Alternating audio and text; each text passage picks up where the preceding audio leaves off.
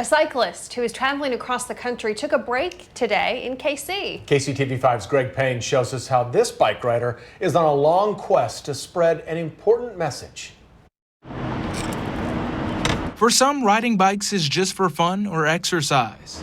This is my fourth cross-country trip in the last 2 years. But for Rob Freed of Michigan, it has a much deeper purpose. Bicycling became like my therapy to be able, at least to be able to live life and still try to cope with the loss of my son. Freed lost his son Drakey back in 2007 to a severe case of EB, a rare incurable genetic connective tissue disorder. So he battled it for about 13 months and he passed away when he was 13 months old. So now Rob spends more than 250 days a year traveling from coast to coast and back, raising awareness for EB by literally being a riding billboard, from his clothing to his bike Rowan. That's named after a child that has EB. So that's the name, Rowan.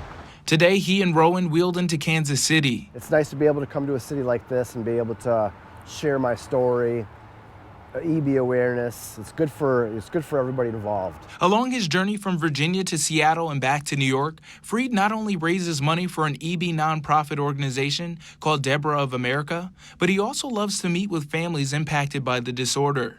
Unfortunately, he wasn't able to meet with anyone in Kansas City, but he's now heading north to Des Moines, Iowa to continue spreading the word. Now, Rob says after this ride, he plans on focusing on his health and his family, so most likely this will be his last ride. Reporting here in Kansas City, I'm Greg Payne for KCTV5 News.